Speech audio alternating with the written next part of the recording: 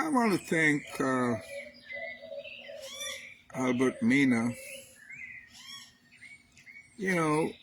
for sending me the news article entitled Belizean Woman Facing Up to 10 Years Imprisonment for Fraudulently Marrying in the U.S. while legally married in Belize. And also I had fun this past Sunday on our weekly talk show, Rob and I, the Habafu Garinago talk show, listening to people as we hosted Ruben Reyes. People with their strong views. If you want to be a good investigator, you must never form an opinion, never draw conclusions. Simply take what's there, the reality. Whereas I may use psychology on other people, I never cite myself. But I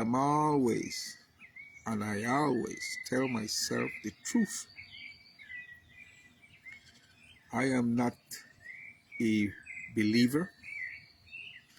I am a seeker of truth. Therefore, I don't believe anything, no matter who says, Pope included.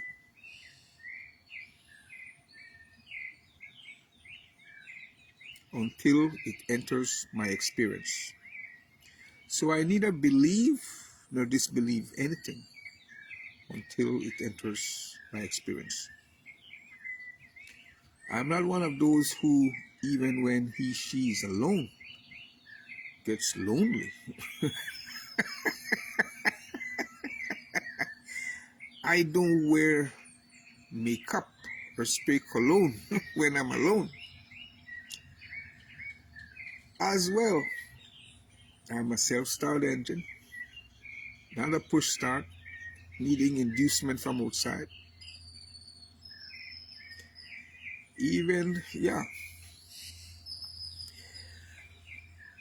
I'm never lonely.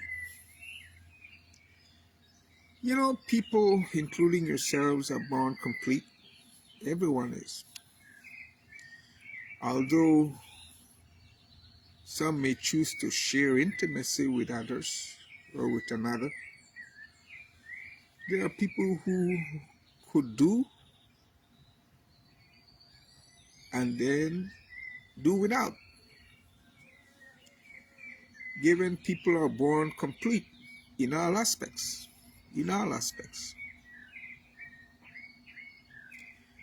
People simply live by the choices they make. That's what karma means, for good or ill. So, a devotee to spirituality, such as myself, I'm absolutely truthful to myself. Otherwise, how can I be meditative 24/7? I have a consecrated space I've established within myself with an altar where I'm meditative 24/7. And so when I sit, I'm able to sit in stillness, sitting on a stable foundation like a mountain. So even when I explode, I'm able to explode without incident, sitting on a stable foundation. I'm neither an optimist nor a pessimist, but a realist. After all, God is real. Life is real. Creation. For all these reasons, then, I keep it real.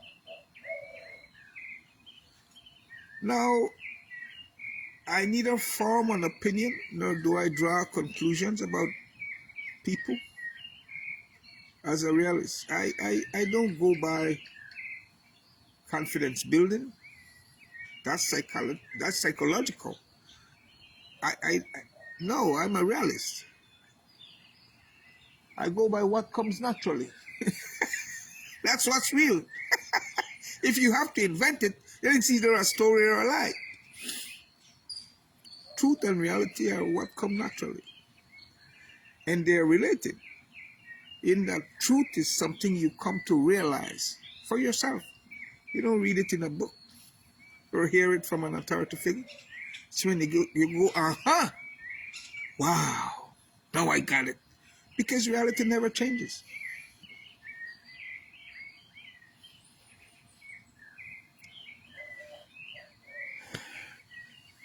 So I go by what I see. And that's the reality. It comes naturally. As long as people are alive,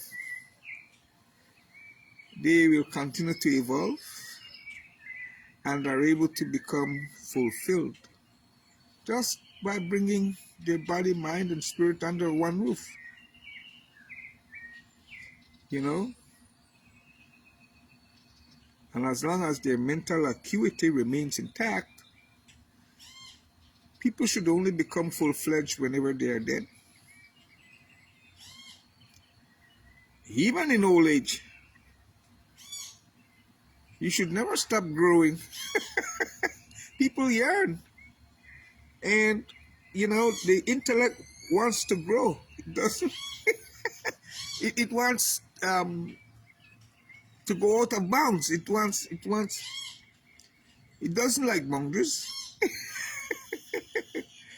So you can grow and expand limitlessly as long as your mental acuity is intact, and should only stop growing whenever you are dead.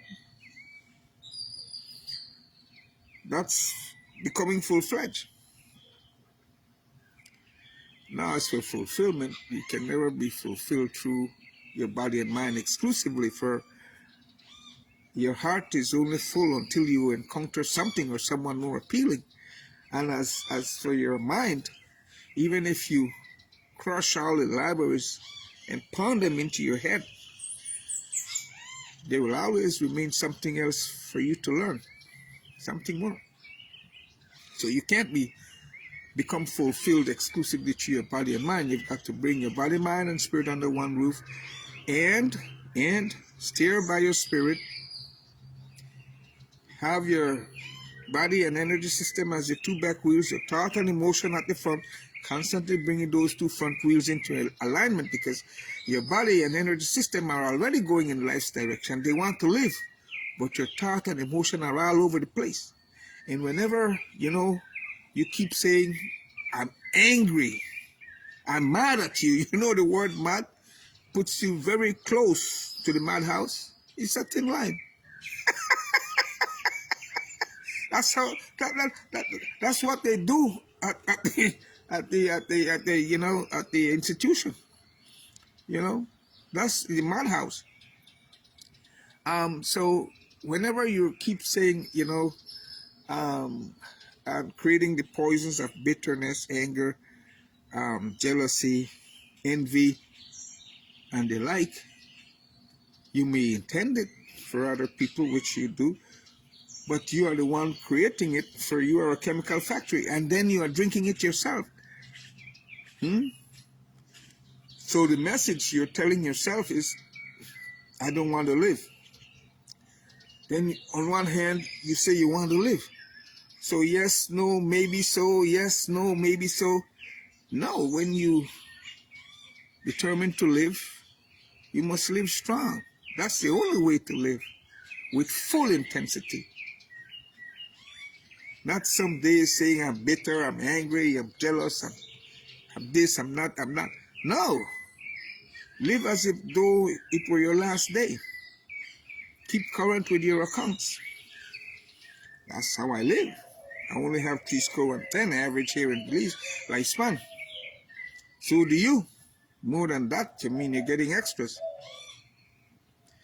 So if a person asks me for a job, I go based on his or her competence, ability to do the job. I don't ask people to patronize me. I neither look up to anyone, not even the Pope, nor do I look down on anyone.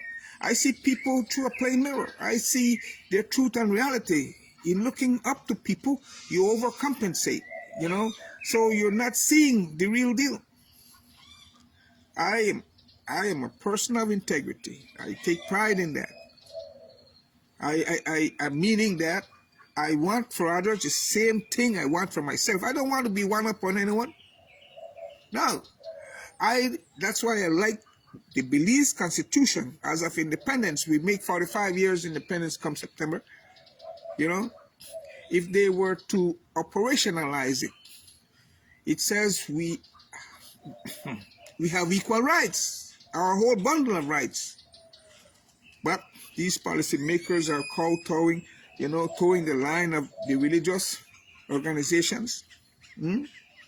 And so they are kissing the hand and the backside and haven't given people their equal rights with which come equal opportunity. Instead, they're criminalizing,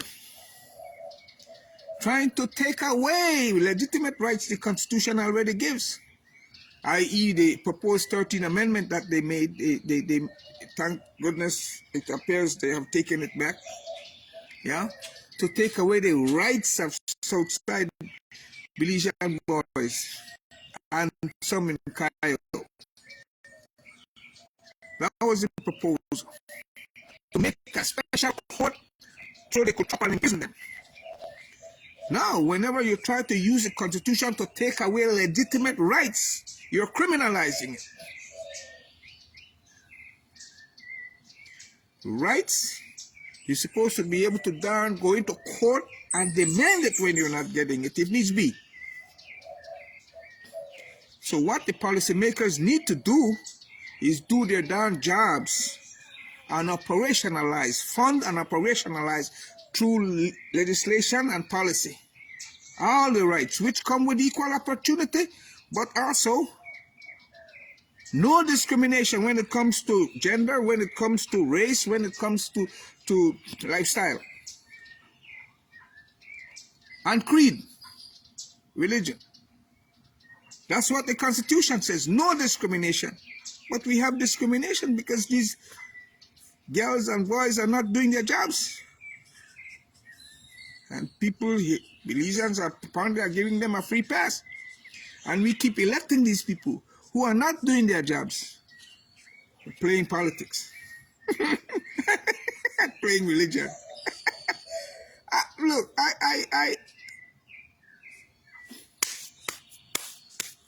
I don't belong. I don't wear any ID badges for a religious organization, nor a political organization. Yeah? But I associate with all, and without discrimination. You will hear me repeating that. Look, like I said, I see people as forming part of myself.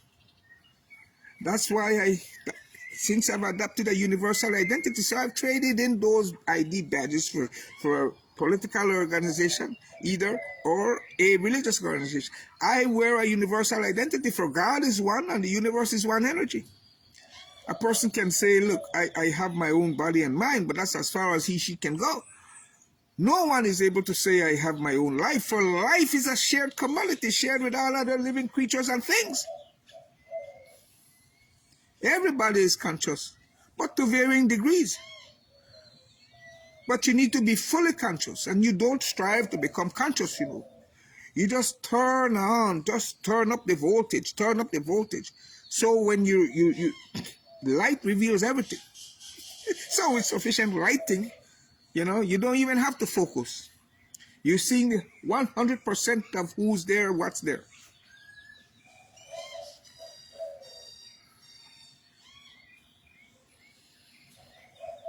I don't identify with a religious or political organization. I only associate and do so with all. I associate with all and without getting entangled. I associate with all, given God is impartial, God does not discriminate. So the only place where I discriminate is in my bedroom and bathroom, where it has to do with intimate touching. Yeah? These are the only places. I don't get caught up with either forming opinions or drawing conclusions about people. I believe in grace, a divine and extraordinary power of transformation of God. I don't look at a person's past. Don't come and bring me a down resume and tell me to count it against someone. I never hold it against people. I don't hold it.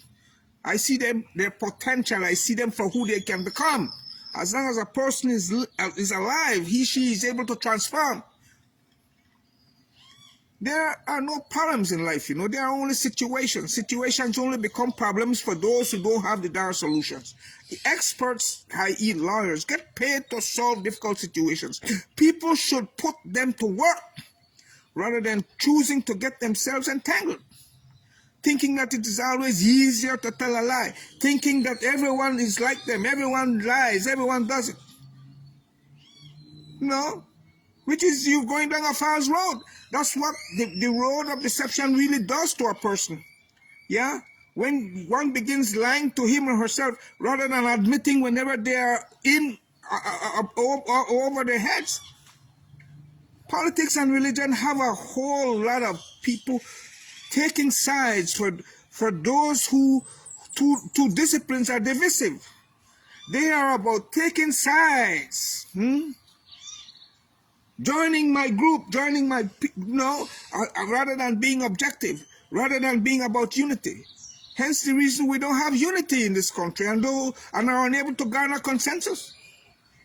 Huh? People want to be monolithic. No.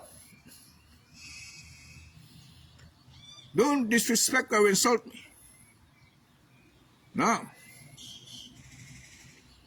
I want the truth. Can you handle it?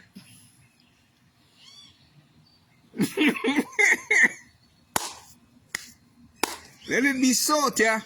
Ito Allah. Tia, sister, yeah. Ayo.